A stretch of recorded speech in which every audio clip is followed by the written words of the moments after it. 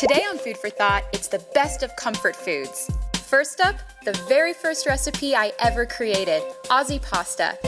After that, my brother Henry and I stop in for an American classic at an LA landmark. Then, I check in with a popular food truck for the ultimate grilled cheese sandwich. And finally, it's back to the kitchen to make a twist on my mom's delicious banana bread.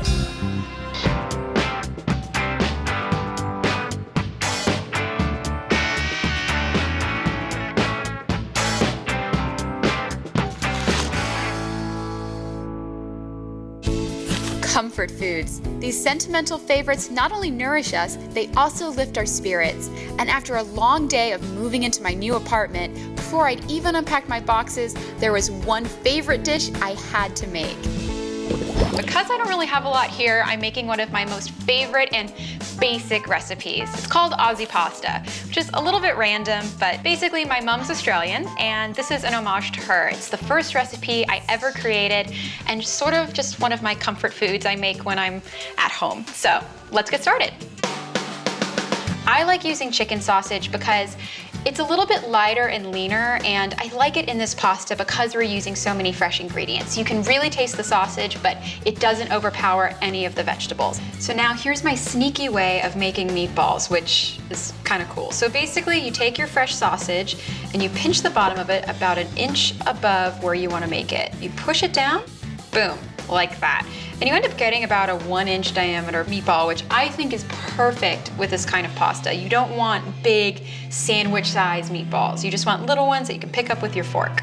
And my favorite part about using fresh sausage is the meat, the spices, everything, the seasoning, it's already done for you. Now that I'm done with my sausage, I have to go wash my hands because they're really dirty and I just handled raw chicken.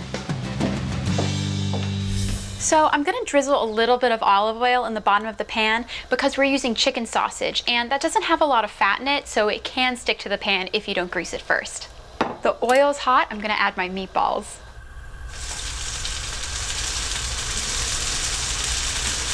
So we've taken our meatballs out of the pan and I drained off some of the fat. So to get started on the onions, I'm gonna add my butter. It's just a little bit sort of to lubricate things, and obviously butter is the best, so it gives a really delicious flavor to everything as well.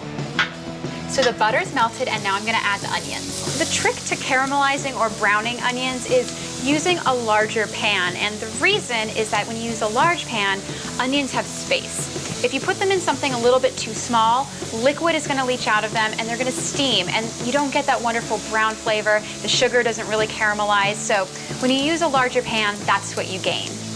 You season as you go, and if you season as you go, you don't have to do a lot of adjustment at the very end, and you get a really lovely, mellow, savory flavor rather than a punch of salt that you throw in at the end. So here, I'm gonna start with just a pinch. And salt isn't really complete without pepper, so pepper goes in as well.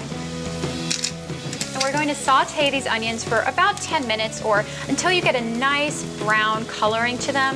They don't need to be super caramelized, just enough that they have some really good flavor. Now it's time to get started on my tomatoes, and this makes the base of the sauce. These tomatoes are gorgeous. I'm so glad I swung by the farmer's market this morning. So the way I chunk this is I just slice it in half, half again, and then half again. I like these ones because they're really big, really juicy, and they have a really nice high acid content, which means lots of flavor. So the onions are sauteing. I'm gonna get all of these other vegetables over so I can finish my sauce. And now we're gonna add some freshly chopped garlic to the mix. Next, we're gonna add the zucchini. I'm gonna add a little bit of olive oil. You can see that the zucchini is starting to get a little bit soft, but not mushy, and that's exactly where we wanna be. Next, we're gonna add the tomatoes, and we're gonna be cooking this for a little bit longer just to make sure it gets a nice saucy texture, but still stays a little bit rustic. Gosh, I would eat this just like this. We've added a lot of tomatoes here, so I'm gonna add another pinch of salt, and the salt will also help the tomatoes break down. When you're cooking pasta, the trick to making sure that it's not gonna clump together and that it cooks evenly is use a very large pot and lots of water. You don't need to do anything else to it, just give it a stir, and if it has space to move, it'll move. It's time to add a final finishing touch to the pasta sauce. I like to add a big hit of fresh basil and let it cook in the sauce just to give a lot of really good flavor. So if you can, grow your own, but otherwise just pick it up from the market. The difference is huge.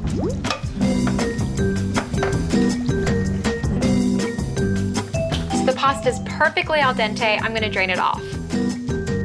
So everything's ready to go.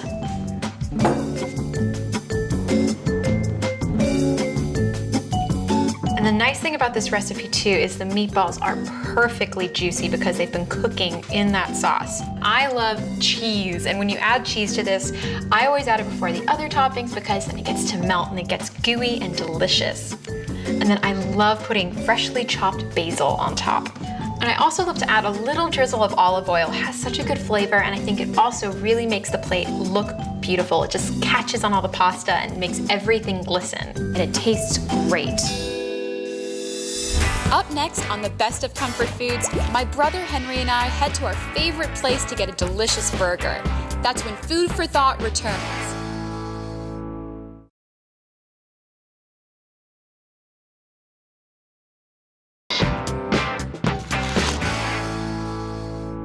When I think of comfort foods, I can't help but think of a fresh and juicy burger. And when my brother Henry and I want to get our fix, there's only one place to go, the Apple Pan, one of the country's first burger joints.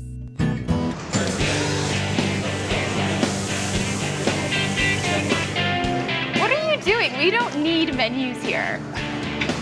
Let me guess. Hickory burger? I always get the double meat and cheese, hickory sauce, and that's it. And let me guess, a slice of pie? A la mode. A la mode, if there's room. I'm definitely gonna get the steak burger. Oh my Quite gosh. as good, but Oh, it is so good. Don't even. Oh my gosh. Well, this is one of our favorite brother-sister date spots. it is. We've been coming here for years. This is one of the first places I ever introduced you to as well. It's delicious. It's delicious. It's a pretty good sister call, right? Yeah. Why is this your number one? Every time I want to take you out to dinner, it's always Apple Pan is the first recommendation. Why? Well, I like the sauce on the hickory burger. It's like perfect size. Like the bun is really nice and spongy, kind of. The texture. Yes. Yeah. They've been here since 1947. I mean, it's been awesome since Dad came here when he was a little kid. Yeah. So, I mean, that says a lot. To make something consistently delicious for over 50 years.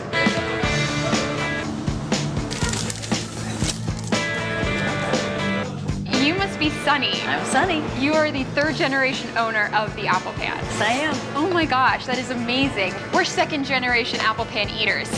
Well, that's just perfect. We don't change anything. We just keep it as it was, and that's the goal. We get our meat fresh every day. We make our own patties. We get top quality meat, top quality ingredients, and that's just the way it has to be. Wow, I mean, so it seems like it takes a lot of dedication and attention to detail every day. Well, my grandfather was very detail oriented, and he was very specific and wanted things done just so. The Apple Pan story mirrors the story of the American hamburger. Following World War II, a hungry nation was growing, and fast. Cars and an expanding highway system made us more mobile than ever before. And the hamburger was perfect for feeding people on the go. It was economical, easy to eat on the run, and always, always delicious. It's no surprise that the Apple Pan and the hamburger are still going strong. The plaid wallpaper is just burned into my memory as a child.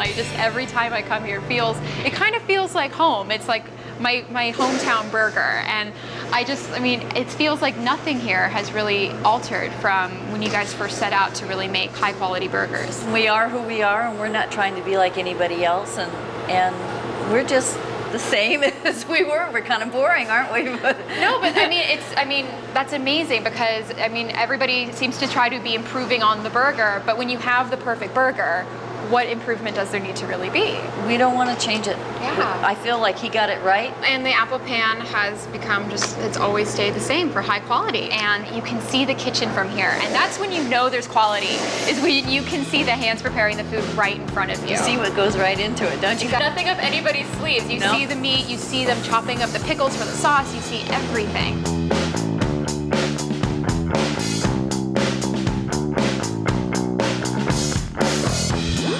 Oh Get your fries. my gosh. Yes.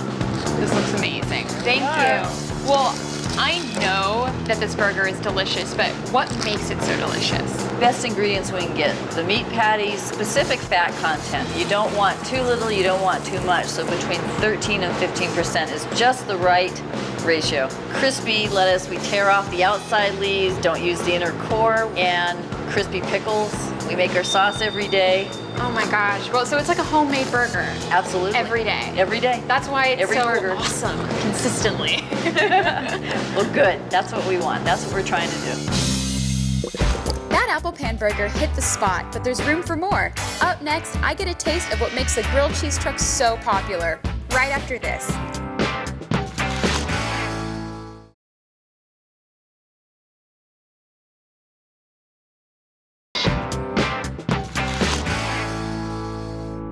Nothing says comfort food like a grilled cheese sandwich, and judging by the lines outside the grilled cheese truck, it's the best place to look for one of these golden brown classics. I was lucky enough to get a few insider tips from grilled cheese truck founder Dave Danny. When it comes to grilled cheese, I'm a purist. It's great butter, great cheese, and the right bread. The wonderful thing about working in a small space, you've got stuff there, just use your imagination putting it together to form a great grilled cheese. So it's kind of like the ultimate picky eater comfort food snack. Exactly. Everybody, I call it a culinary common denominator. Everybody was brought up on grilled cheeses, so it's kind of what we do is we like to think that we take your childhood memories and feed your adult palate. I love that. Let me show you what I'm talking about, in my opinion. Fantastic. First, you got to start with the quality bread. We have this baked by an artisanal bakery for us. This is our mayonnaise butter mix. Interesting. And what this helps you do, it lets you leave the sandwich on the grill a little bit longer. When you have a thicker sandwich that has more stuff in it, you don't want it to burn, and you want to be able to melt that stuff in the middle. And so with the mayonnaise, it basically prevents the butter from burning too quickly? It raises the smoking temperature of the butter, and it also helps give it a much more consistent golden brown, and to me it makes it a little bit crispier. We're going to grab some wonderful sharp cheddar cheese. I like sharp cheddar, I like a little bit of a bite to it. And again, buttered side out. And then what we'll do is put this right onto the grill. Oh, listen to that sizzle. And you don't want it too hot. You want your griddle at about 350 degrees. Oh, okay. And we'll put the butter on the top. Now what we like to use is a bacon press. So we use this, it gets all the bread pushed down on. Oh yeah, it's very gentle. Exactly, it helps contain the heat. Our menu has about 7 different sandwiches on it. We usually run 1, maybe 2 specials, so it's real important that everything is very organized. So now we'll go, let's make a veggie melt. This is the healthy version of a grilled cheese sandwich, and this again, for small spaces, you can use up your ingredients that you've got. The healthy part, we're gonna go with the 6-grain bread. Butter this, end to end, not too much, but just enough to cover it. We've got some Gruyere, which is, kind of a nicer way to say Swiss. Yeah. It's got a nice little bite to it. So we'll throw 2 slices down. I've got some fresh arugula, which I like to put near the cheese so it sticks. It's not sliding out all over the place. That's smart. And then what I've got is some shaved fennel. Yum. Now, what fennel is it's a bulb of the anise plant, so it's got a very light licorice flavor to it. Kind of elevates it a little bit. We've got some nice fresh Roma tomatoes. I've got some extra turkey.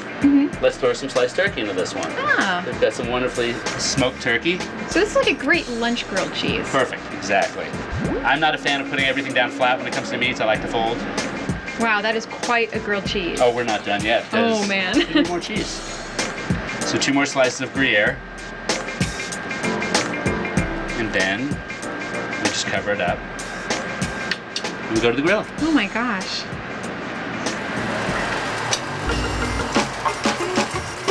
Well, I love how quickly and sort of easily you're able to put together all of your sandwiches. It's all about organization and kind of just smooth movement. You have to you gotta know your limits of the kitchen. It's great. It's a very good way to make sure you don't end up overwhelmed. Exactly, and overcooking and burning and all the fun stuff. Yeah. Ready to try? Oh, yes. And the perfect grilled cheese sandwich. Look at Very hot. that. Oh, yes. Oh my gosh. Well, cheers. Cheers.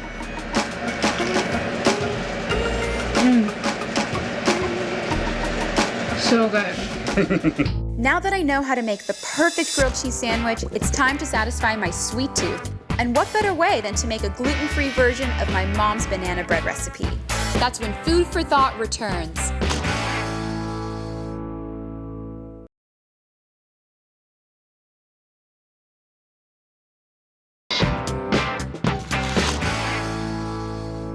One of my favorite comfort foods growing up was my mom's banana bread. Today, I'm making a version that skips the gluten without skimping on flavor. So the first thing to my mom's banana bread is a little bit funny. I'm adding vinegar to milk. And the idea here is when you add vinegar to milk, it curdles the milk slightly. So what you end up getting are really rich, little dense milk curds and a little bit of a tang, and it adds so much to the banana bread. So that is a holdover from my mom's recipe. Next, I'm going to combine all of my dry ingredients. And the start here is I have gluten-free flour. I have just a really generic kind of all-purpose gluten-free flour. There's a combination of fava bean flour, garbanzo bean flour, and a lot of other fun stuff that makes this a really good sort of all-purpose gluten-free flour. Once you have the combination of flours down, that's basically it. This is just my mom's banana bread recipe, so all I changed was I'm using gluten-free flour instead of regular flour. Next, I'm going to add xanthan gum, and xanthan gum acts as a binder for any gluten-free flour, so you always need to have xanthan gum in a gluten-free recipe. Next, I'm going to add baking soda, and this gives a lift to the banana bread. And of course, a little bit of salt, because it adds a lot of great flavor. Now I'm going to sift all of my ingredients together to make sure they're evenly distributed. So my dry ingredients are ready to go. I'm going to get started with mashing up my bananas. There's a couple of techniques, a couple of schools of thought when it comes to banana smashing. You can do it with the back of a fork in a bowl, but my technique for smashing bananas is just taking the peeled bananas, sticking them in a freezer bag, and mushing it with my fingers. It's great, no cleanup, and really easy. And I want to end up with about 3 cups of mashed bananas. So that's about 5 whole bananas. Well, this looks sufficiently mashed to me, so these are ready to go. All of my ingredients are ready, so now I just have to stick it in the mixer and it's ready to bake. Now I'm going to cream together my butter, sugar, and eggs, and this is super traditional baking. This is the base of almost any cake. First goes in my softened butter, and next my sugar.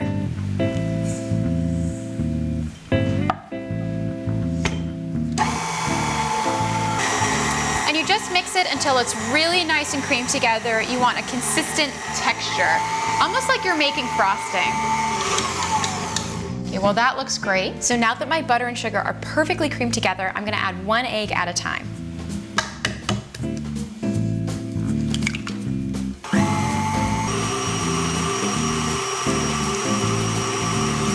That looks great. It's fully incorporated. So now the second egg.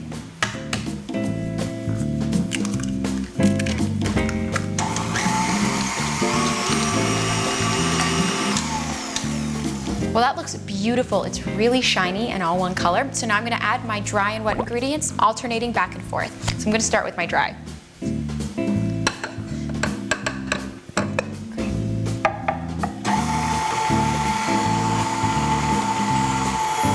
So you wanna keep it on low and you don't wanna overbeat it because that'll create a denser bread. So now I'm gonna add a little bit of my wet, my curdled milk,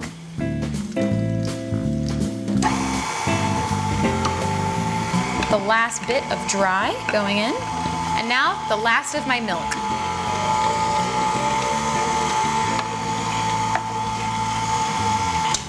And we're good. So now I get to do all of my fun add-ins. I'm doing walnuts and chocolate chips because those are my classic favorites, but feel free to add any other kind of nuts or add-ins you like. So now I'm going to roughly chop my walnuts, and I like to keep them in larger pieces because I like getting these little clusters of walnuts. Great, that seems fine. I just want to break down the whole walnuts in halves. So now I'm going to just add that to my mixer. And now I'm going to add my bananas. Great, I love it. My hands are not messy, it's a miracle. And next, I'm going to add my chocolate chips. And for a finishing touch, I'm gonna add vanilla extract. I love the flavor of vanilla in anything baked, so I always add a little bit.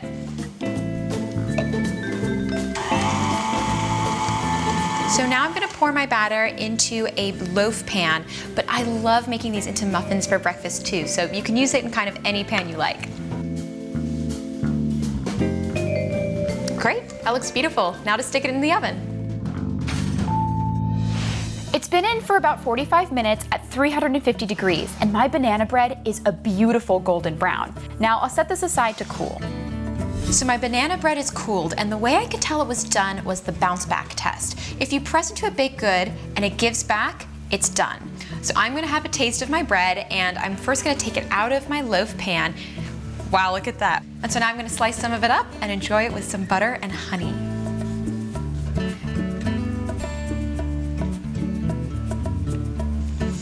That just took it over the edge. That is so, so delicious. Oh my gosh. The great thing about this banana bread is I like to make it for my friends who are a little bit suspicious of gluten-free baking. I make it for them without telling them, and they love it anyway. So it's a perfect starter for gluten-free baking. I had a lot of fun looking back at some of my favorite comfort foods. See you again for another episode of Food for Thought next week.